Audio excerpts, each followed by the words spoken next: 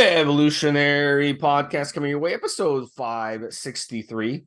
Today's going to be a fun one, guys. We're going to talk about steroid use started earlier than you think. So we're going to bring in Mobster on this one to start us off. Mobster, what do you mean by this topic? Tell us your thoughts on this topic so far. Right. So Steve, a lot of the time we talk about the creation of steroids when they were created, and we're typically talking about the quite well-known ones. And then when that subject comes up, obviously we're thinking about medical use at that time. That's what steroids were created for. There's, I think, with one or two possible exceptions, Steve, Tyrannovol springs to mind. Almost no steroid was created for performance enhancement. So then we get into the whole golden era, silver era of bodybuilding, weightlifting, powerlifting, whatever you want to call it, iron sport, we should call it.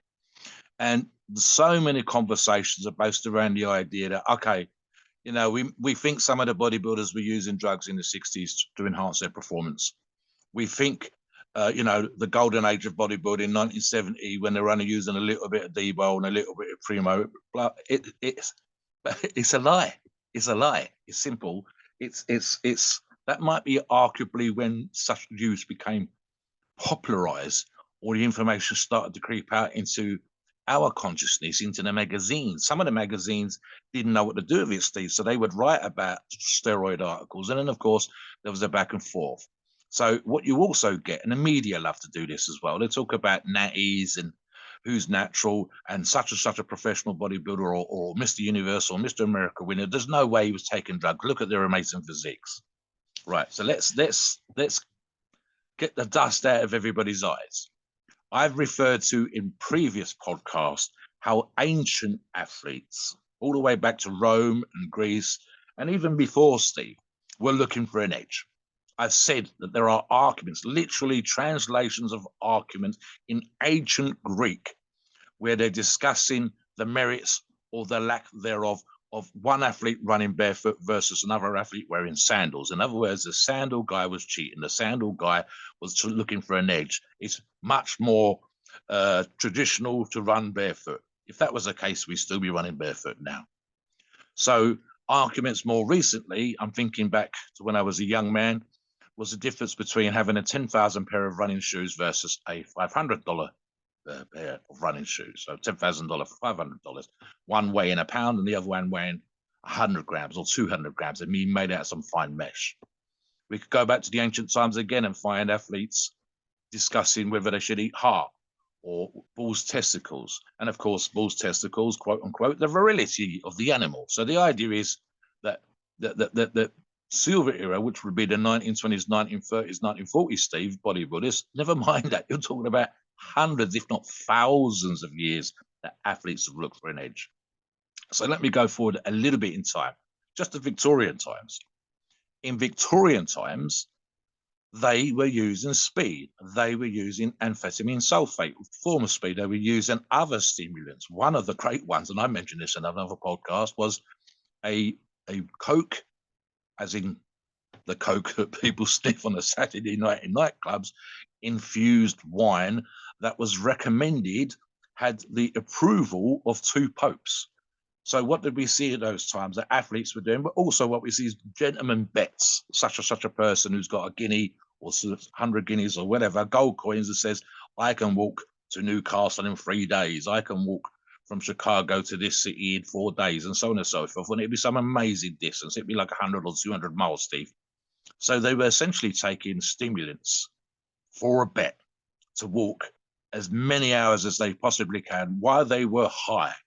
You've got athletes, including ancient, I say ancient, early 1900s strongmen. I'm thinking of the Saxon brothers and others that were drinking beer during a workout. Now, admittedly, the beer was relatively weak, 3%, 4% alcohol, but it's a great source of carbohydrates. But you and I have talked about how if we're going to use steroids, if we want to get our absolute best, we shouldn't be going out partying at weekends. These guys were, for want of a better phrase, Steve, partying during the workout. So you've got this idea. You can just basically throw the baby out with the bathwater here. It's the whole premise that guys were natural, or it was a sort of more honest time, is bullshit.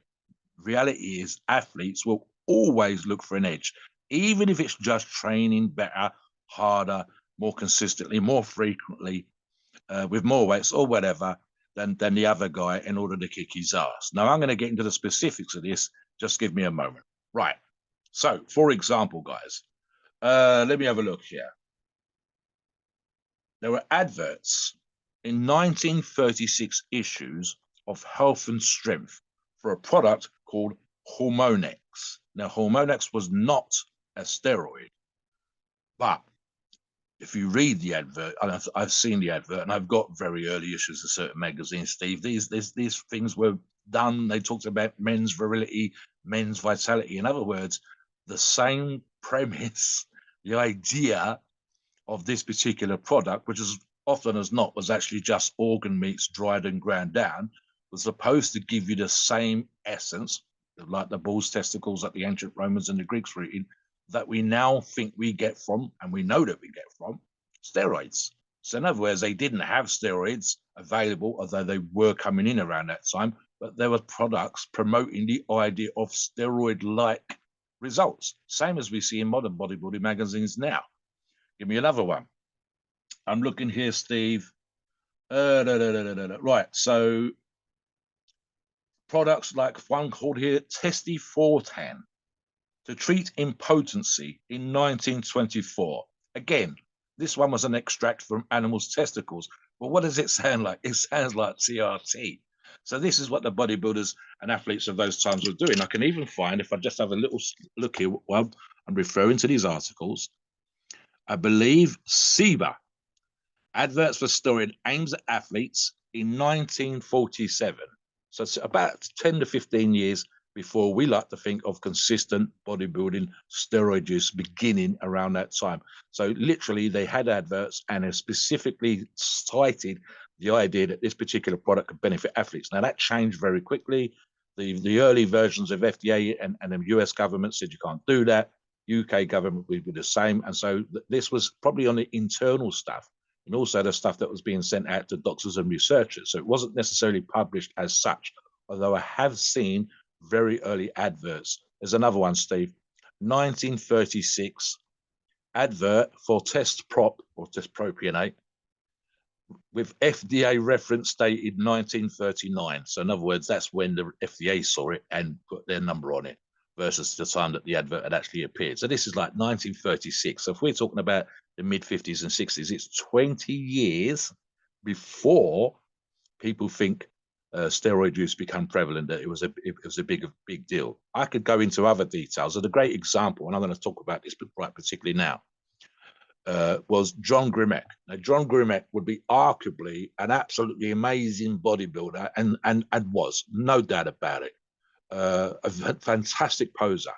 Never had a six-pack, Steve, but was always able to present himself in such a way on stage, and I'm including when he's got up against Steve Reeves back in the day, that he would win. And in addition to which, he was a capable weightlifter. So not only did he have this amazing physique, he was also able to demonstrate that strength.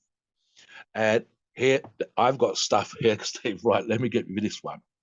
September of 1947, on a Strength and Health letterhead. Strength and Health was one of Bob Hoffman's magazines, the other one being Muscular Development back in the day. Writing to Dr. Ziegler, who had the copy of this, which was given to John D. Vere and then later on used by Golden Era Bookworm in his Silver Era YouTube video. And the letter is dated January 1943. I want to talk about that, Steve, but also I want to get your input on other sports using steroids in the early days. And I'm thinking specifically of baseball, and I'll refer to that in a minute. What do you think? Look, at the end of the day, there's been so many different, I mean, obviously we can't prove anything, but there's been so much passed around information. I'll give you an example. The Olympics, obviously, we know that they were trying to give up, they were trying to get a leg up on each other. Especially the Russians versus Americans, the British versus the French, all these little rivalries that they started getting going. And we know you mentioned John Ziegler with Dianabol. He wanted to create something that didn't require any injection. So that's why that he brought Dianabol into the Olympics for the Americans, so they wouldn't have to carry around syringes and pin themselves and do that. It was very, very taboo to do something like that. So Dianabol, they could just pop a Dianabol, 10 milligram Dianabol, 20 milligram Dianabol, and it would give them the same similar effects to take injecting testosterone.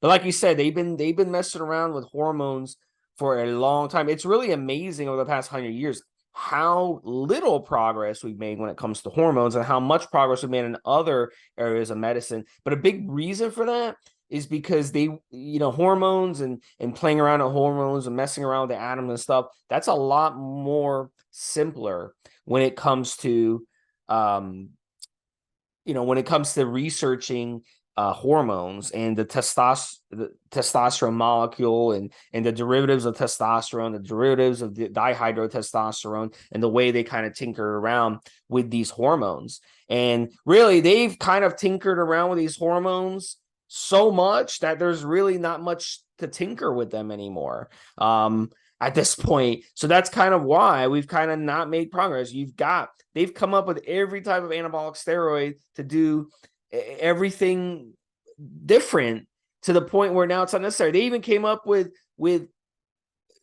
steroids that weren't detectable in tests, and that had to do with the whole Balco scandal. Well, that blew up in their face because obviously people run their mouth, and people ran their mouth enough where it got a lot of people busted for it. And some people got in big trouble for it, and some people got very embarrassed by it. So that was a dumb idea.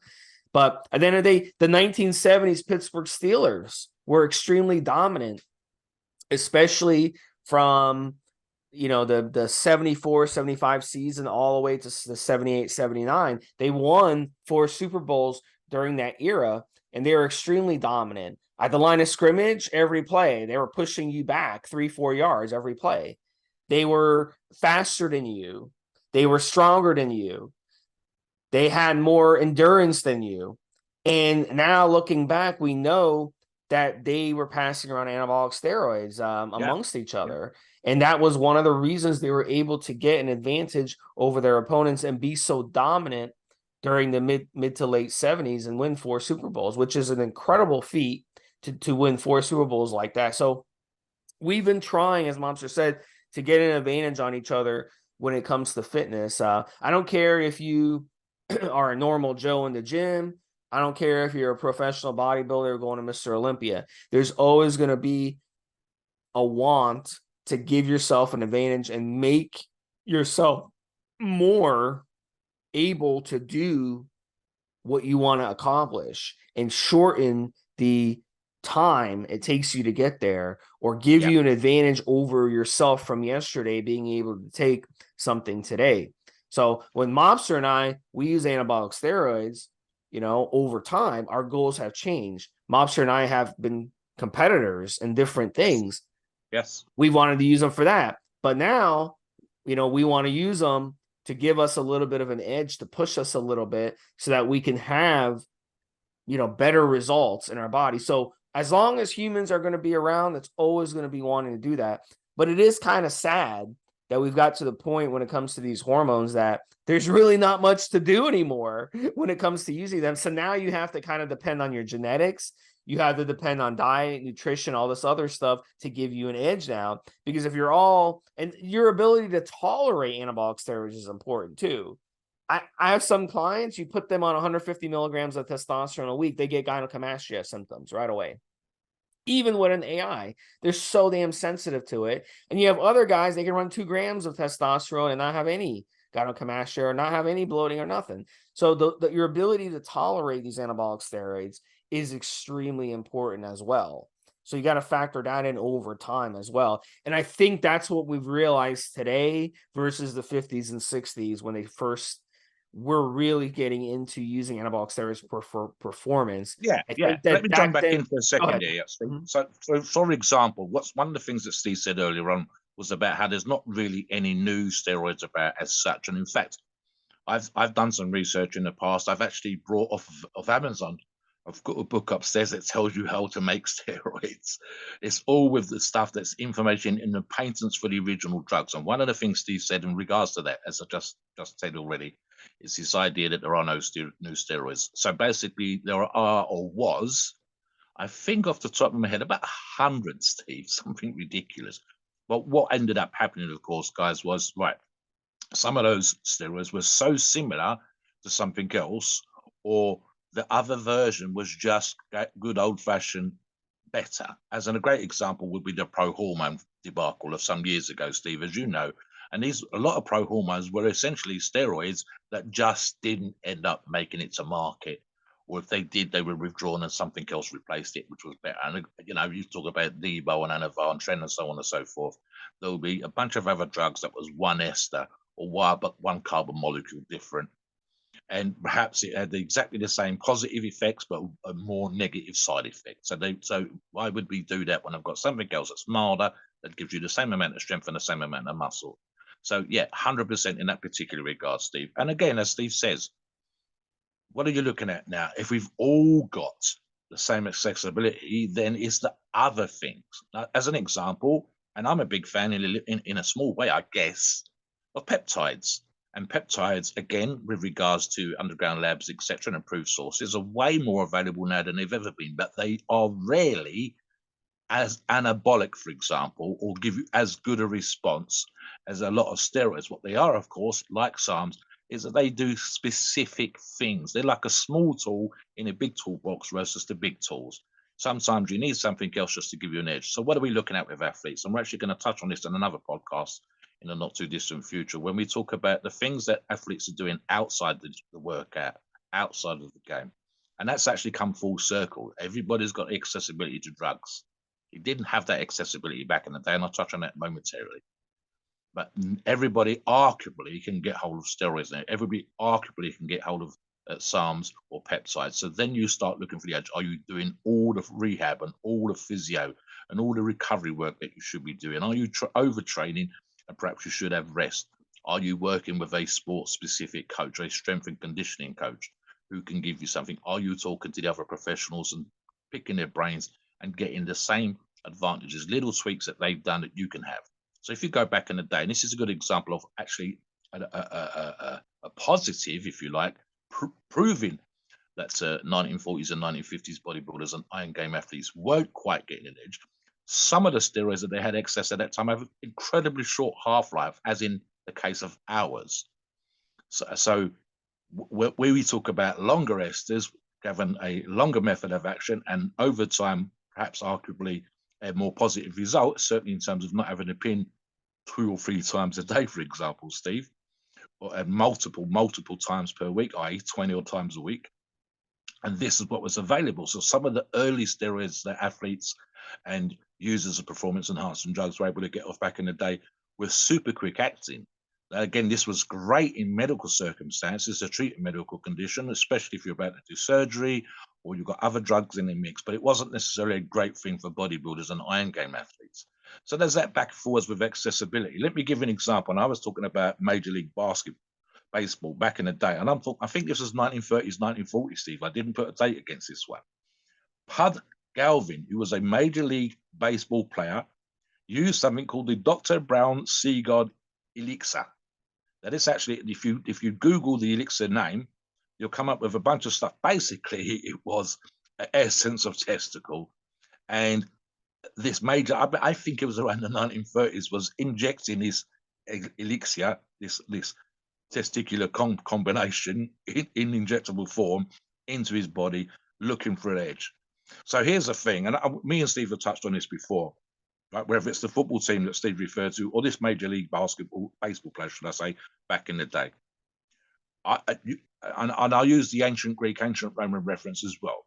So if I've come from a relatively poor, hard scrabble type background, I might not have been super poor, but it's not been easy getting into college. It's not been easy to get into university. My mum and dad have had to scrape money together. The families had to help out. And suddenly there's a chance for me in ancient Greece. It was literally, you go into town and the village would give you food. The greengrocer or the equivalent greengrocer would give you food. The equivalent butcher would give you food. They would help you with a house. And you went off to represent your city. And that could be the same in Major League Baseball back in the day. Literally, you come from out in the middle of nowhere. You live in the forest Or it's the depression, and there's a chance for you now to double or triple a normal wage by playing Major League Baseball. Never mind the kind of numbers that everybody's getting now at top athletes. Just back in the day, in the middle of the depression, I'm going to be giving you the equivalent of $100 a week when the average man was on $30, for argument's sake. You're going to take it. You're going to want to do it. That gives you the chance to put money back to the family while you're working. Now, to stay and be picked repeatedly for the team that's playing, to be put out there as the first player, the second player, the third player, not on the reserves, not back in the changing room, not back with the practice teams, but being playing every single game. And if you hit the ball out of the park, you're getting bonuses. If you go into town, everybody's buying you a beer, that kind of vibe. There's a huge impetus, a drive for that athlete to perform. In ancient Greece, for example, if you performed badly in the Olympic Games, some athletes didn't go back. They literally did not return to town. They would be ostracized. People wouldn't talk to them for weeks, if not months, if not longer, Steve. People would hate them. You represented, you let us down. You said you was going to kick ass. You said you was going to come back with the equivalent of a medal. Don't come back to town if you lose. So these baseball players, pro ball players, soccer players, whatever, your chance now, Steve, would be for a career which might only be 10 years long, but $30-40 million a year. That is life altering. That is generational life altering kind of money. That means your family, you, your kids and your grandkids and their children are going to get access to that money at some point. It's going to pay for college funds. It's going to do whatever because of you. Tell me that there's not a drive, whether it's ancient Greece, 1930s athletes, or the modern athlete, to do something to stay in the game. Now, whether that's fantastic recovery and rehab, whether that's practicing all hours, as me and you talked about with some fantastic athletes, all hours of the day or night. But equally, it's getting therapy. And sometimes that therapy is drug related, whether it's cortisone, whether it's anabolic steroids, medically prescribed, or whether it's talking to a buddy in the changing room and getting a stack of D-Bowl. The drive for athletes to perform at the highest level for limited periods of time. Let's be honest, Steve, as you can name, I know because I know you've done it, you can name the athletes that have been able to have long careers in sports where normally the career is 10 years long, if they are lucky. Talk about that, why athletes' mentality is that way and how rare it is to see an athlete last 20 or 30 years, for example, in American football. Well, I mean, look, at the end of the day, how many times you see guys, they have a major injury and they don't come back from it, but you'll have another guy have a major injury and come back the next year to have an even better year, have a career year. So some people are just freaks. I mean, and at the end of the day, you have to have both the mental and physical freakish ability to come back from something like that and not give up.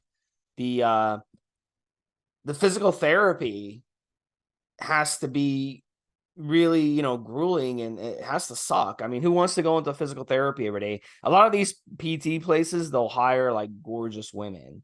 They'll hire a gorgeous secretary out front. They'll hire some gorgeous physical therapists, and that kind of gets you motivated to go in. But it sucks having to do physical therapy. I've been there, done that.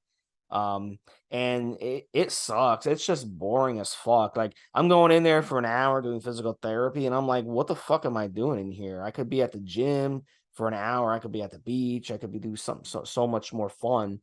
But physical therapy, it's just grueling. And when they have a major injury, Achilles injury, ACL tear, shoulder tear, these major injuries that guys get in American football, it really, really sucks. And having to come back, you've got to be able to you just have to have that mental strength to be able to go through that. And then, you're coming into the next season and you've got guys trying to take your job, younger guys trying to take your job who are very, very hungry.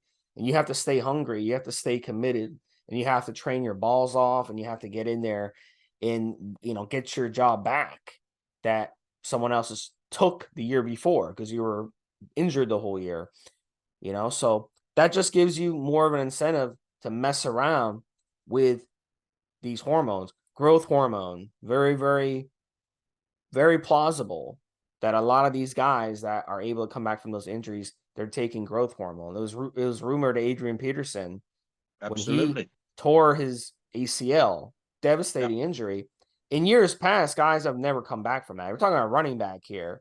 He came back the next year and set a record over 2,000 yards rushing. He went from 1,200 some yards to over 2,000 yards. He almost doubled his yards. How is that possible after coming off an ACL injury?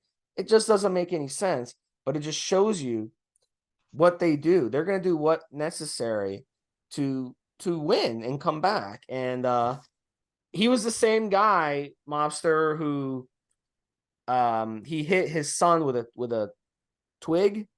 He used to hit his son as discipline with a twig, and he got in trouble for that. Some type of stick. He would discipline his son, and he actually ended up hurting his son. His son had to go to the hospital or something. But it makes you wonder their upbringing. What his father used to do to him when he was younger to give him that mentality. And it's a sick mentality, by the way, because you should never abuse your children.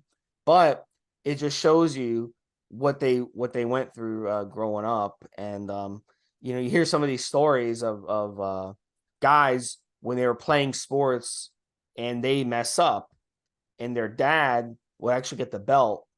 Yeah. And hit them like, oh, you threw an interception, you're gonna get a belt. Every interception you hit, it's 10 whacks with the belt. So I don't know if you grew up that way, Mobster, over there in England. I don't know how you guys are raised, but some people are like that. My dad never hit me. My dad was like the ultimate weapon. My mum would threaten us with her dad. We'd take a whipping, so to speak, off my mother, 4 boys, including me. But Dad was like, if she wasn't getting it anywhere else, but Dad was like the nuclear bomb. Right, I'm going to have to tell your dad to kick an ass. I never take anything off my father. In fact, I've actually had to restrain my dad once or twice, but that was when I was into training. I think the thing is, and this, I don't think it's necessarily the whipping and the bad upbringing or whatever else. The reality is, and this is what we're getting at, guys, it's very rare to see someone that came from a good, solid background, wealthy especially, Steve, driven to perform at the highest level in what we would consider the more manly, quote unquote, sports. So, for example, you'll see wealthy athletes, educated athletes, perhaps playing polo or golf. Not always. A lot of young, normal guys play golf, but polo is a great example, Steve. And certain sports like that versus, say, for example, and pro football in this country, American football, where you are, is you're much more likely to come from a normal high school. You might be a great athlete, but your grades are a little bit on the cusp. Sometimes they're driven actually to perform better and more likely to get picked because the grades are picked up, that kind of thing. But it's a great example, Steve. I think the best example would probably be boxing.